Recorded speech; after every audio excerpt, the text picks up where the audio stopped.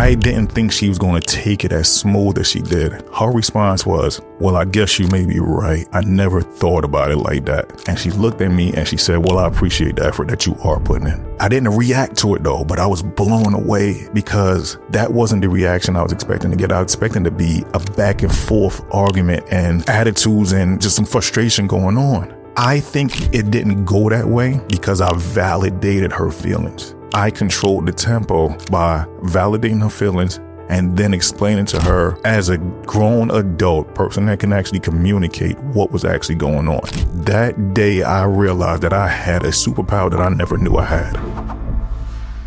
What's going on, fellas? Welcome back to Call Me First. I'm your host, Damian Lewis, and this is a place where we dive into real life leadership, focusing on how we as men can lead our families and be the kind of leaders that our loved ones can count on. Today's episode is something that I think we all can relate to. We're talking about conflict, those moments when things aren't going right and emotions are high. We've just got to find a way to deal with it. But here's the twist. We're not just talking how to get through the arguments. We're talking about how to turn them into opportunities of growth. We've all been there. It's no way we made it to where we made it to without a conflict or an argument. We are going to disagree on things with our family, with our friends, whoever it is, right? Let's say you're in the middle of a disagreement with someone that's close to you.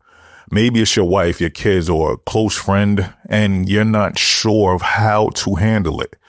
You feel like your emotions are taking over. You just don't know how to actually get your point across without escalating the situation. I'm here to tell you that these moments don't have to be destructive.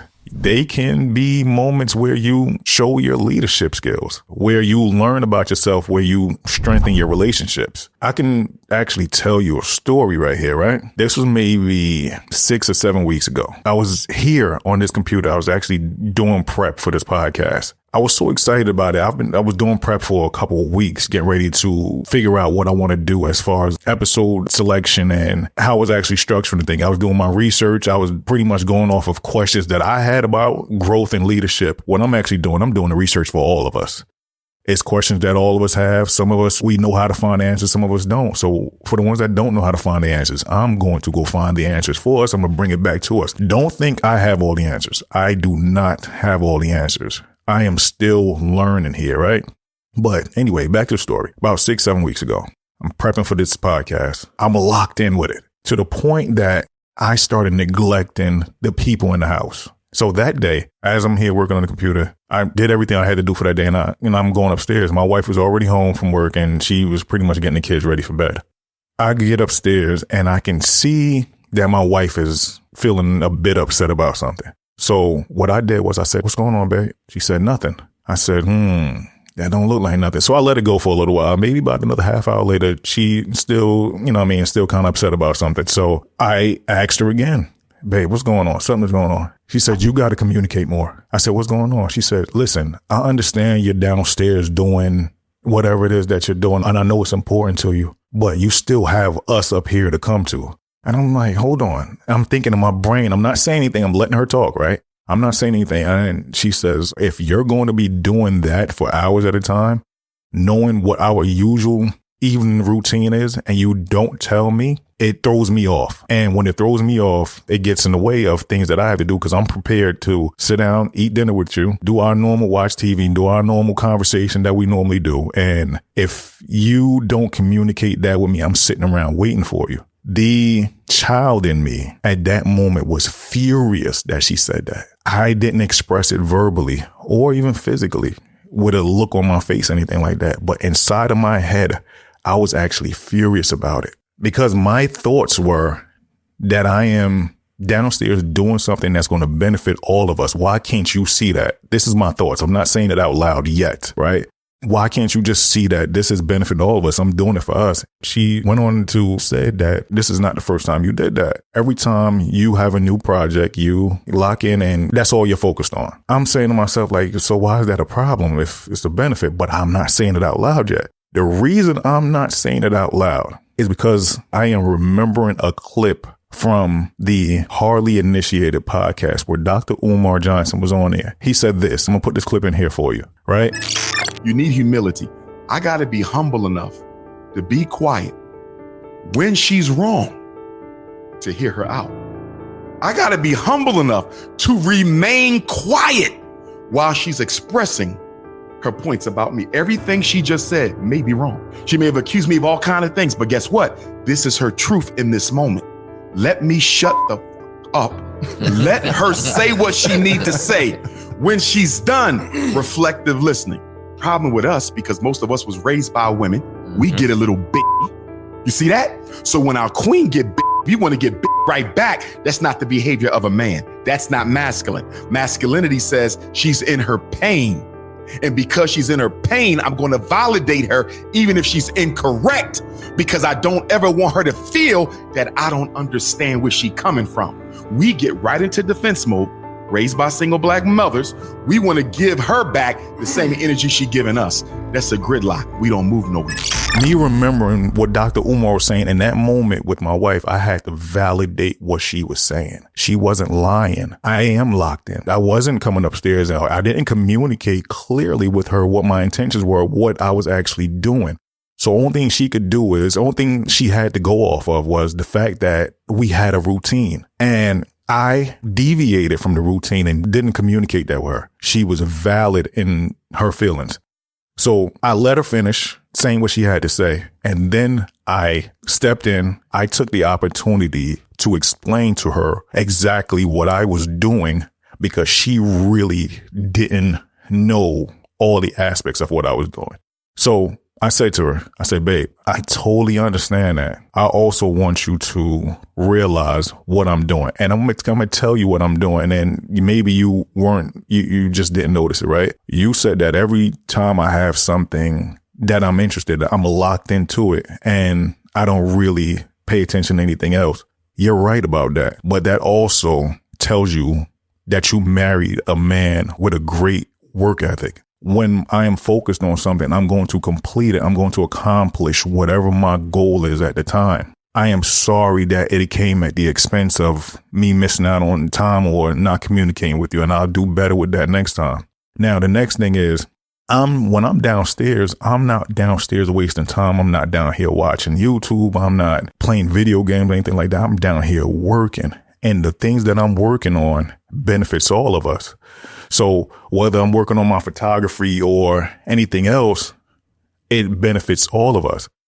I said to her that, babe, the money that we make from our jobs takes care of the house, food, and everything else, right? The extra money that we do have is coming from me being downstairs, working on whatever it is that we need to work on. The extra money that we may have to go on vacations, we may have to go out on certain nights or do some fun things or whatever it is, buy things for the house. If we need another TV, a couch, whatever it is, and we can afford the money up, my input of that money comes from me being downstairs. So all the things that we can afford outside of our paychecks, that's where that money comes from. I understand I got to do better communicating. But I also want you to be mindful that that money, what I am working on downstairs, is money for us. We all are going to benefit from it. Now, her response to that caught me off guard. I didn't think she was going to take it as smooth as she did. Her response was, well, I guess you may be right. I never thought about it like that. And she looked at me and she said, well, I appreciate the effort that you are putting in. I didn't react to it though, but I was blown away because that wasn't the reaction I was expecting to get. I was expecting to be a back and forth argument and attitudes and just some frustration going on. I think it didn't go that way because I validated her feelings. I let her know that what she is saying is accurate. It was true. I validated her feelings. What I learned that day was, as the man and the leader, I am actually in control of the tempo of what happens in the house. The tone, the tempo, the direction of things, how it goes. I am in control of how that flows. The reason I'm saying that is the fact that I didn't react initially off of what the thoughts were in my head when she first said something. I actually controlled the direction of where that discussion went. That was one of the most profound things to me. And the thing is, I realized it right away because that's not usually how things go when people are in an argument, when both people have valid points that they want to make. It's usually, I'm going to prove my point. You're going to prove my point. We're going to go back and forth. We're going to go back and forth. Nah, I controlled the tempo by validating her feelings and then explaining to her as a grown adult person that can actually communicate what was actually going on. That day, I realized that I had a superpower that I never knew I had. Let me say, we can't control the tempo. Keep yourself in check and give her validation to say what she has to say. And then you can react in a way of response, but not a way of escalating the conflict, right? So here's the big question. When conflicts do arise, do you lead through it or do you let these conflicts lead you? Before we get into that, let's first take a look at what goes wrong when it comes to conflict. Because believe me, if you don't understand the issues, it's hard to change them. Let's look at a common mistake that we make as men and why they usually make the situation worse. First thing is we avoid conflict. A lot of us, we tend to avoid conflict. We just don't like the confrontation. We don't like the back and forth, right? I get it. Confrontation isn't fun. It's actually uncomfortable for a lot of people. Sometimes you'll rather just sweep things under the rug and hope they go away. But here's the truth. Avoiding conflict never solves anything. It delays the problem. Let's be real here. If you're always avoiding the tough conversations, you're showing your family that you don't have the courage to face tough things. And they can't rely on you when things get heated. They start to lose trust in your ability to lead. They don't have a choice. You're not showing them anything. You know what I mean? And eventually your family might stop coming to you with their issues altogether. They might want to start handling things on their own. That's when the situation gets worse because we want our families to call us first. We have to be in a position that they trust us enough to come to us with their problems so we can actually guide them and give them solutions, right? Now that we're talking about solution, how about this? Instead of running from conflict, why don't you learn how to lean into it? Yeah, it's uncomfortable at first, but that's how we grow. Conflict is a part of life. And if you want to lead well, you've got to face it head on. Bottom line. Now, number 2, escalating the situation. Not all of us avoid conflict. Some of us, when things do get heated, we escalate it. We get defensive. We start raising our voices and we dive straight into the fight. It's like some of us were actually waiting for it. We were ready for it. This is what we are into. This is what we do. This is our life. This is how we were raised. Let's get over that, bro. We're too old to do things like that. A lot of us start having female tendencies in the way. And I'm not saying it to be disrespectful, but we're men, bro. We have to act more in a masculine way when we're dealing with our families. When we're dealing with our families, we're dealing with our wives and kids. We have to be in a more masculine situation where we're not really engaging into the fight. We're trying to diffuse the fight. This is what we do for the people that we love. We want to diffuse the fight. We don't want to engage into the fight. You know what I mean? There is a problem with that approach where you just want to fight all the time. It's not about the argument anymore. It's about winning the fight. And when that happens, you forget the purpose of the conflict in the first place. You're not even trying to resolve the issue anymore. Instead, you're just competing to be right. This is especially dangerous when you're leading your family. If your kids constantly see you raising your voice or arguing just to win, they'll think that's how they should move when they're trying to solve problems. And we both know that is not true. So how do we fix this? We stay calm. We lead with a clear mind and a focused attitude. We have to be the one who stays grounded in the conversation, not the one who gets swept away with emotions. Number 3, it's easy to feel attacked when someone disagrees with you, especially when it's someone that you care about. Make sure we keep it in consideration that this person, he actually loves us and they're not here to harm us. We have to make that a real place in our time when we're in disagreement because we start to think that this person is the enemy and they're not. We're just in a disagreement. And some of us, we take it too personal. We take it too far. Let's get better at realizing that we are in a disagreement with someone that actually loves us, right? So it's a disagreement about a particular issue or situation. And when you get caught up in defending your character instead of addressing the actual problem, you start to build up walls and not bridges. You lose sight of the issue at hand, and all you're doing is making the conflict worse. Now, the fix. Step back. Instead of reacting emotionally, take a deep breath and remind yourself that the issue at hand is not an attack on you.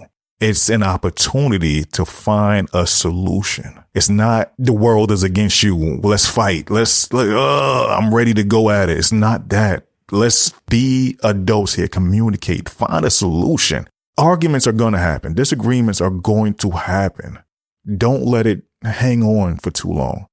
And my main thing is remember that these people in your house, your family, it's love here. It's no reason for you to go overboard with your attacks or how you feel that someone is attacking you. Be mindful that you love these people. These people love you. Number 4, shutting down. Sometimes the best response to conflict is not responding at all, right? No, you're wrong. Shutting down emotionally or even physically withdrawing doesn't resolve anything. If anything, it causes the situation to get worse and linger around. You might think that you're giving yourself time to cool down, but what you're doing is just avoiding the situation and you're not getting to a solution. And what does that teach your family? That when things get tough, you bail out? Is that what you want your children to really see? I'm pretty sure that's not how you want them to be raised, right? Instead of shutting down, why don't you try engaging calmly? Even if it's hard, even if you're angry or frustrated, keep the conversation going. I'm not saying that you have to be perfect in what you're saying, but you've got to show up, especially when it's tough. I want to take a moment to amplify those thoughts that we just looked at. Why does this matter? What is the impact if we continue to make these mistakes? Let's go back to avoiding conflict. When you avoid conflict over time, it creates distance. If you keep letting things go without addressing them, what you're doing is actually building resentment. When you finally do take the time to address something after you've been avoiding it for a while, it's no longer just about the issue at hand. It's about the things that you've avoided. By you not leading through conflict, you end up leading away from your family. They stop coming to you with issues. They handle things their own way or worse. They shut down and stop talking to you altogether. If we go back to where we spoke about escalating the situation, doing that will break trust. When you argue to win instead of to resolve, you create more conflict. You start to damage your relationship, and in the end, no one wins. That's the problem with fighting to be right. It leads to misunderstandings. When you make every disagreement about your personal worth, you miss the point. Instead of focusing on the issue at hand, you're defending yourself. This leads to more anger, more frustration, and missed opportunities for a resolution. Shutting down causes your family to feel neglected or dismissed. They may feel like their concerns don't even matter to you. If you're constantly withdrawing through conversations, they'll learn that they can't count on you when it comes time to resolve an issue. When things get tough, they just won't turn to you. And that is the total opposite of what Call Me First is. Now, how do we turn conflict into growth? Is that even possible? Here's the good news. Conflict doesn't have to destroy or weaken the relationship. In fact, it could be one of the best opportunities of growth for you and your family. Let me give you 5 ways on how you can actually turn conflict into strength and opportunities of growth. Number 1, be present. When conflicts do arise, don't shut down or avoid the situation. Be present. They want you there. They want your input. They want your solutions. They want to see where you stand on the issue. Be present. Give them something to look forward to when you guys are in a discussion. Listen and engage. I know this isn't easy, especially when emotions are high. But if you want to lead your family through conflict, you have to show up and be open. I'm talking about listening without judgment, without interrupting, without immediately planning your counterattack. You need to listen to understand, not just to respond. Example, I spoke about this before in a previous episode. When my wife and I had disagreements about certain spiritual ways of life, I had to listen and remind myself that her perspective is valuable, even if I don't see things the same way. I had to be present because I wasn't just dealing with an issue. I was dealing with her feelings. And when you're present, it opens up the scale of productive dialogue. I hope that makes sense to you, right? Number 2, take responsibility. Leadership means being accountable even when it's tough. When conflicts do arise, it's easy to point fingers and point blame to the other person. But leadership means owning your part of the issue. Even if you're not the one who started the argument, it's a place of humility. We'll discuss that a little later. There's always something that you can take responsibility for. It really is.